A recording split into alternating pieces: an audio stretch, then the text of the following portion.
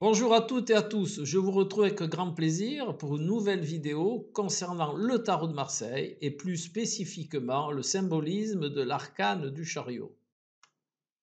Avant de rentrer dans le vif du sujet, il est bien entendu que je ne détiens aucune vérité et que cette vidéo n'a pas pour but de convaincre, mais de vous partager une perception différente de l'arcane du chariot.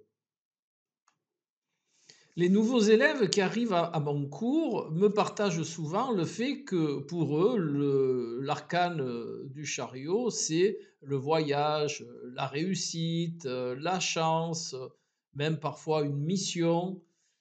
Eh bien, je ne suis pas tout à fait en accord avec cela et je vais vous partager ma perception et les indices et les connaissances qui m'ont amené à cette perception de l'arcane du chariot. Alors, il est aussi bien entendu que je parle de l'approche du tarot de Marseille initiatique, hein, pas contextuelle, pas médiumnique ou toute autre chose, ou pas support de voyance.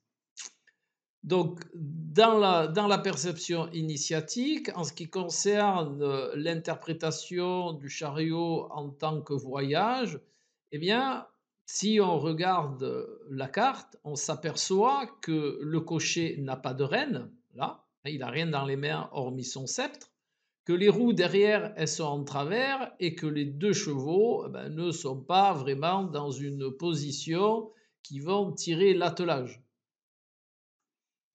Donc en ce qui concerne le voyage, eh bien, c'est mal parti.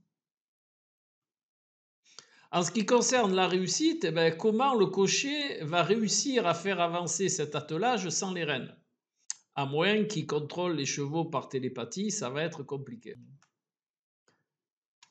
Et si on fait un petit peu preuve de perspicacité et qu'on fait quelques recherches sur le sujet, il y a plusieurs voies de connaissance qui vont permettre de mieux comprendre cet arcane du chariot. Notamment le mythe de l'attelage ailé de Platon qui justement met en scène un char ailé, hein, qui est le rapport entre l'âme et les vertus et les bas instincts. Donc on pourrait facilement faire la corrélation que l'âme, c'est le cocher, puisque là il a un sceptre qui va et une couronne à trois grandes branches qui va nous inviter à conscientiser que c'est quelqu'un qui a un pouvoir divin. De plus, il est entre quatre colonnes, hein, quatre colonnes qui pourraient être aussi représentatifs des quatre colonnes d'un temple, donc qui a aussi rapport avec le divin, et deux chevaux qui sont, on va dire, qui sont positionnés de manière à un regard de l'autre ou même à être dans des directions différentes. Il existe dans le tarot de Marseille quatre cartes qui sont les quatre vertus cardinales. Ces quatre cartes sont la prudence, la force, la justice et tempérance.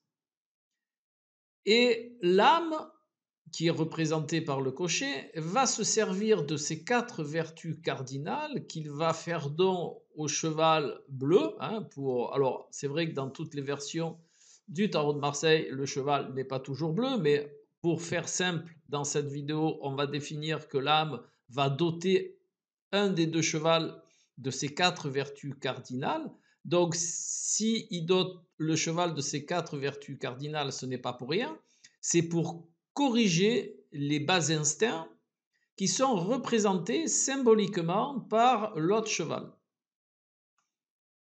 Le symbolisme là des deux chevaux et par rapport au cocher, vous voyez qu'il y a, avec la barre jaune qu'il y a au milieu, ou peu importe si elle est d'une autre couleur, on définit deux mondes. Hein. Le monde d'en haut qui est le monde divin, représenté par le cocher, et le monde d'en bas, sous la barre jaune, qui est représenté par les deux chevaux.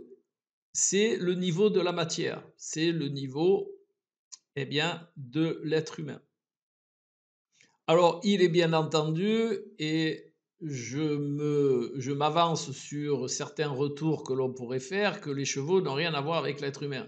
Mais on n'aurait pas pu mettre deux personnes qui tirent la charrue. Donc, symboliquement, on a mis deux chevaux pour justement pour symboliser qu'il y a le monde divin en haut et le monde de la matière en bas. Et donc l'âme, en ayant doté ce cheval des quatre vertus cardinales, que je vous répète, la prudence, la force, la justice, tempérance. Alors c'est vrai que dans les quatre vertus cardinales, la première, c'est la prudence, qui est symbolisée dans le tarot de Marseille par l'ermite, et les autres sont sous leur nom dans le tarot de Marseille. Et grâce, en œuvrant sur ces quatre vertus cardinales, eh bien, on va pouvoir moduler les bas instincts. Et c'est ce que cet arcane du chariot, au niveau initiatique, veut vous révéler. Donc, en termes concrets, comment on va vivre cet arcane? Eh bien, en œuvrant sur les quatre vertus cardinales. La première, et c'est la seule qu'il est utile, sur lequel il est utile d'œuvrer en première instance, c'est la prudence, qui est l'ermite. Alors, il faut savoir qu'à l'époque, la prudence n'était pas la prudence au sens où on l'entend actuellement, mais le raisonnement. C'est pour ça qu'elle est associée à l'arcane de l'ermite, hein. Le raisonnement, le discernement. Ça, c'est la première vertu cardinale. Ensuite, la justice, c'est faire ce qui est juste et cohérent. La force, eh bien, c'est essayer le mieux possible d'aller vers la maîtrise. Et tempérance, eh bien, c'est toujours éviter d'aller dans les extrêmes, hein. C'est toujours suivre la voie du milieu.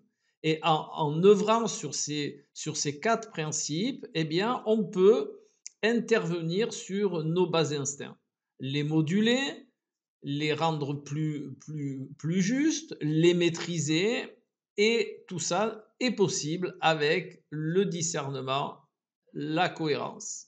Voilà. Et il y a aussi un autre état de fait associé à l'ermite, c'est l'innocuité.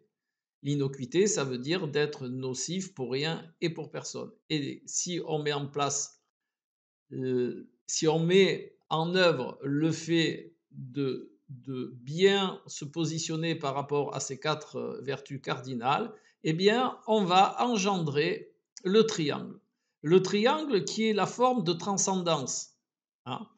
Donc là, le trait vert d'en bas, on est au niveau de la matière, sur lequel on va œuvrer grâce aux quatre vertus cardinales, et on va pouvoir s'élever, c'est-à-dire on va pouvoir élever les bas instincts pour les rendre beaucoup plus vertueux et les amener vers la voie de l'âme, qui est le sommet du triangle. Donc vous voyez, je vous ai dessiné en vert les traits de manière à ce que vous puissiez visualiser justement cette transcendance à partir des symboles de la carte, et de voir vraiment ce triangle qui va vous faire comprendre que grâce à ces principes-là, eh bien, l'élévation est possible. Je pourrais encore vous en parler des heures, mais la vidéo serait beaucoup trop longue. Et si vous désirez en savoir plus, si vous désirez vous initier au tarot de Marseille ou à tout outil symbolique, l'astrologie, la numérologie symbolique, les formes géométriques, la numérologie symbolique, tout ça, eh bien, vous avez mes coordonnées dans le descriptif de la vidéo. Ou si vous voulez vous inscrire à l'école du symbolisme, vous aurez aussi l'adresse mail et en descriptif toutes les spécificités de l'école. Et je vous souhaite une belle interrogation, et je vous retrouve tout bientôt. Bye bye.